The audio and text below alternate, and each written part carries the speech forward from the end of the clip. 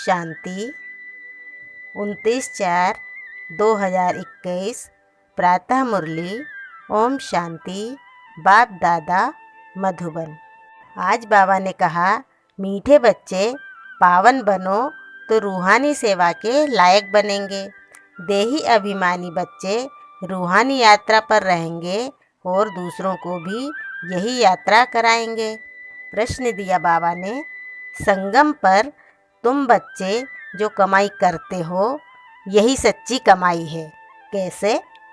उत्तर देते बाबा, अभी की जो कमाई है वह 21 जन्म तक चलती है। इसका कभी भी देवाला नहीं निकलता। ज्ञान सुनना और सुनाना, याद करना और कराना, यही है सच्ची सच्ची कमाई, जो सच्चा सच्चा बाप ही तुम्हें सिखलाता है। ऐसी कमाई सारे कल्प में कोई भी कर न सके। दूसरी कोई भी कमाई साथ नहीं चलती। ईद दिया बाबा ने, हमें उन राहों पर चलना है। ओम शांति। भक्ति मार्ग में तो बच्चों ने बहुत ठोकरें खाई हुई हैं। भक्ति मार्ग में बहुत ही भावना से यात्रा करने जाते हैं, रामायण आदि सुनते हैं। ऐसे प्रेम से बैठ कहानियाँ सुनते हैं जो रोना भी आ जाता है। हमारे भगवान की सीता भगवती को रावण डाकू ले गया, फिर सुनने समय बैठ रोते हैं। यह हैं सब दंत कथाएं, जिससे फ़ायदा कुछ भी नहीं। पुकारते भी हैं, हे पतित पावन आओ, आकर हम दुखी आत्माओं को सुखी बनाओ। यह नहीं समझते कि आत्मा दुखी होती है, क्योंकि वह तो आत्मा को निर्लेप कह देते हैं। समझते हैं आत्मा सुख दुख से न्यारी है। यह क्यों कहते हैं? क्योंकि समझते हैं परमात्मा सुख दुख से न्यारा है, तो बच्चे फिर सुख दुख में कैसे आएंगे?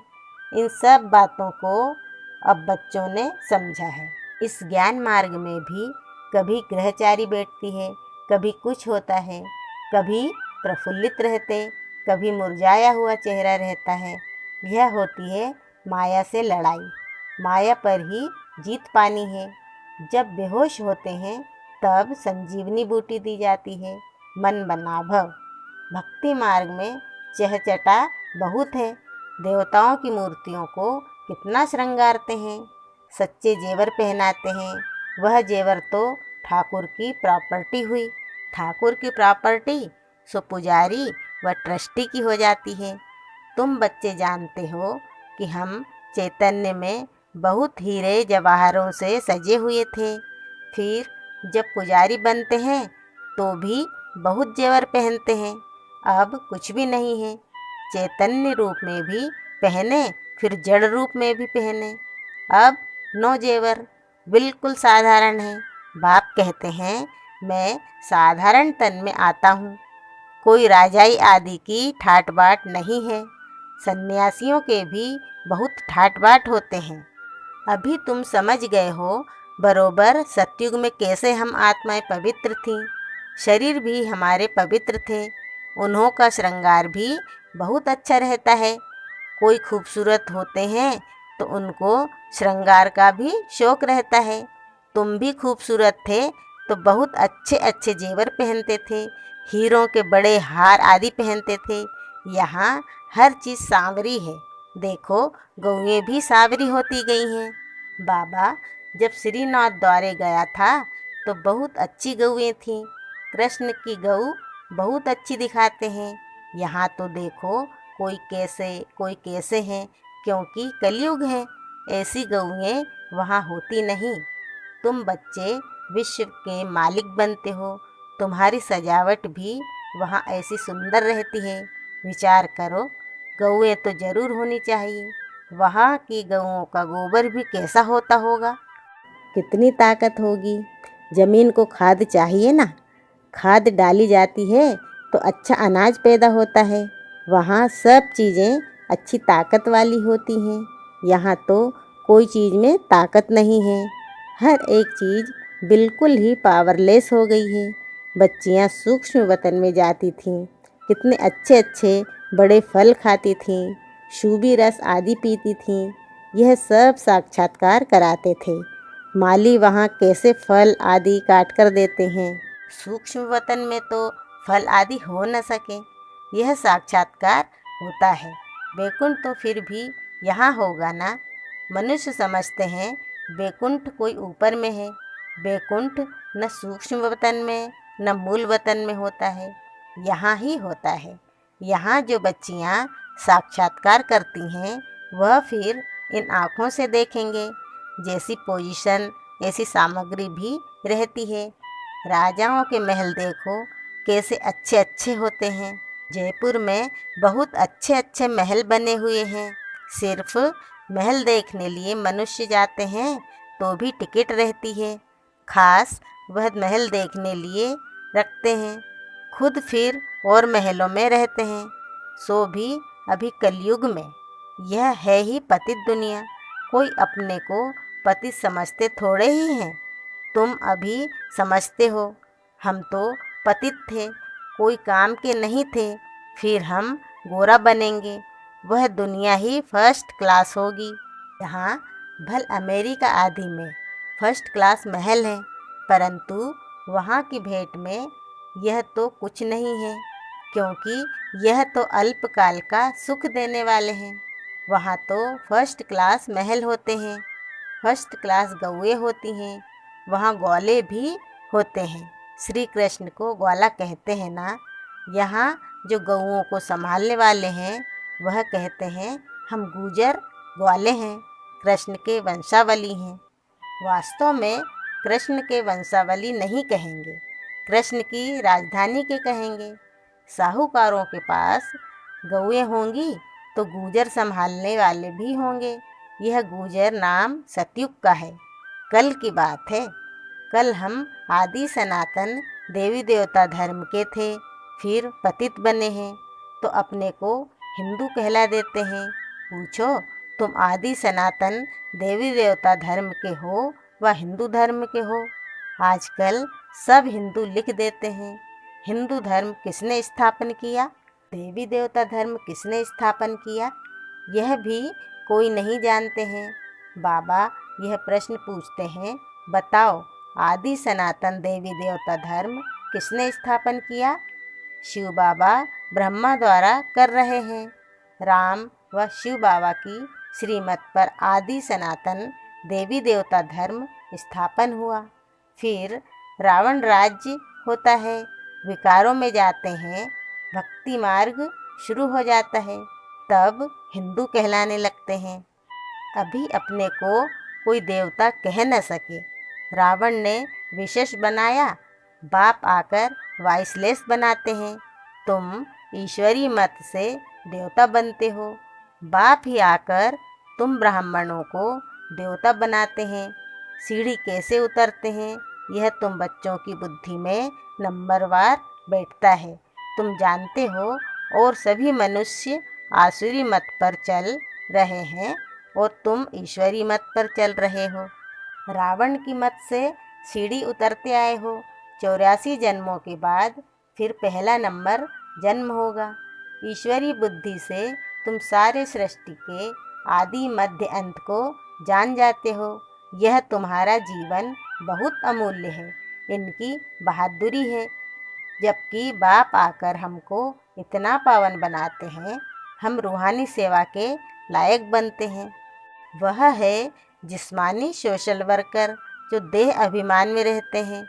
तुम देही अभिमानी हो, आत्माओं को रूहानी यात्रा पर ले जाते हो। बाप समझाते हैं तुम सतो प्रधान थे, अभी तमो प्रधान बने हो। सतो प्रधान को पावन, तमो प्रधान को पतित कहा जाता है। आत्मा में ही खाद पड़ी है, आत्मा को ही सतो प्रधान बनाना है। जितना याद में रहेंगे उतना पवित्र बनेंगे, नहीं तो कम पवित्र बनेंगे। पापों का बोझा सिर पर रह जाएगा। आत्माएं तो सभी पवित्र होती हैं, फिर हर एक का पार्ट अलग है, सबका एक जैसा पार्ट हो न सके। सबसे ऊंच बाबा का पार्ट, फिर ब्रह्मा सरस्वती का कितना पार्ट है जो स्थापना करता है, वही पालना भी करता है। बड़ा पाठ उनका है। पहले है शिव बाबा, फिर है ब्रह्मा सरस्वती जो पुनर्जन्म में आते हैं। शंकर तो सिर्फ सूक्ष्म रूप धारण करते हैं। ऐसे नहीं कि शंकर कोई शरीर का लोन लेते हैं। कृष्ण को अपना शरीर है। यहाँ सिर्फ शिव बाबा शरीर का लोन लेते हैं। पतित शरीर पतित दुनिया में आकर सेवा करते हैं।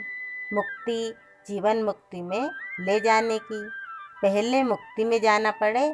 नॉलेजफुल एक ही बाप पतित पावन है, उनको ही कहते हैं शिव बाबा। शंकर को बाबा कहते शोभता नहीं है। शिव बाबा अक्षर बहुत मीठा है। शिव के ऊपर कोई अक चढ़ाते हैं, कोई क्या चढ़ाते हैं, कोई दूध भी चढ़ाते हैं।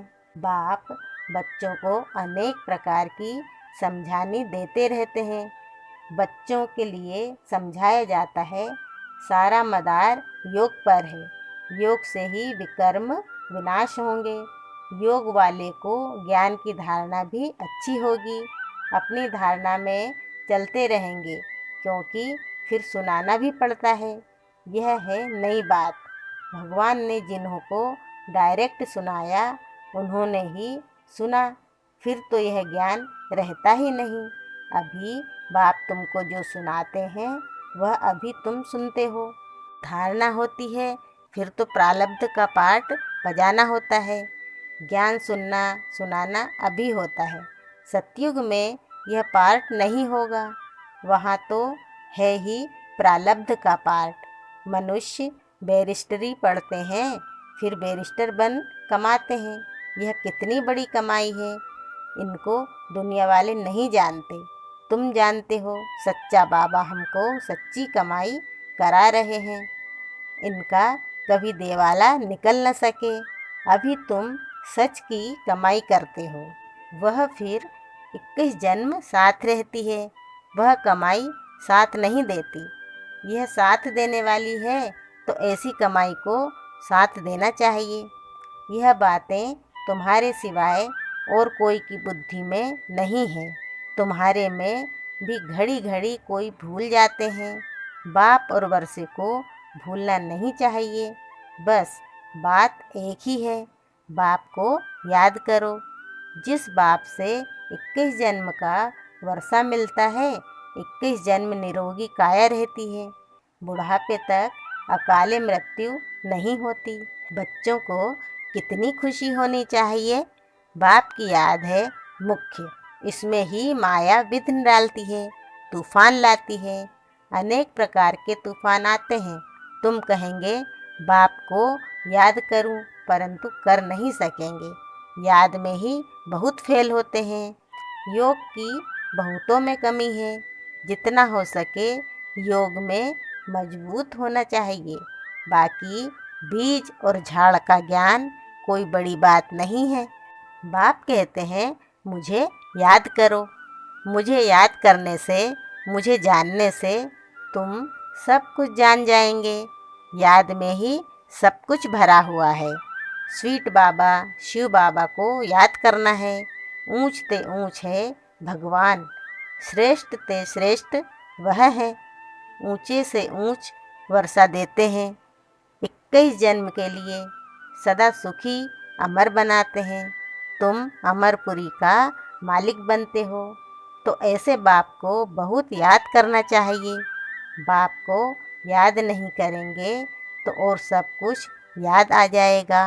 अच्छा, मीठे मीठे सिकीलिधे बच्चों प्रति माता पिता बाप दादा का याद प्यार और गुड मॉर्निंग।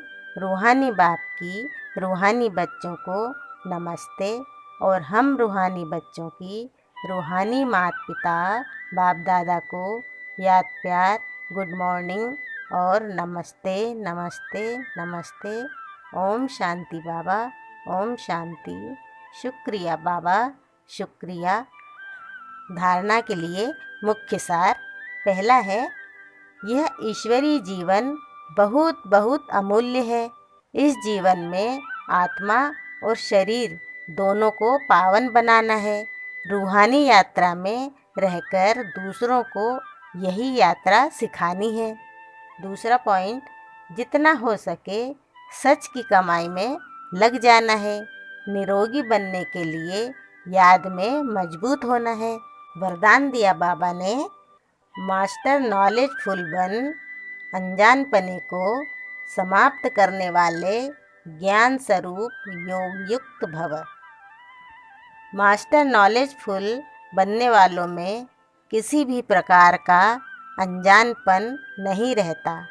वह ऐसा कहकर अपने को छुड़ा नहीं सकते कि इस बात का हमें पता ही नहीं था। ज्ञान स्वरूप बच्चों में कोई भी बात का अज्ञान नहीं रह सकता और जो योग युक्त हैं उन्हें अनुभव होता जैसे कि पहले से सब कुछ जानते हैं। वो यह जानते हैं कि माया की छम छम रिमझिम कम नहीं है। माया भी बड़ी रौनकदार है, इसलिए उससे बचकर रहना है। जो सभी रूपों से माया की नॉलेज को समझ गए उनके लिए हार खाना असंभव है। स्लोगन दिया बाबा ने, जो सदा प्रसन्नचित्त हैं वह कभी प्रश्नचित्त नहीं हो सकता। ओम शांति।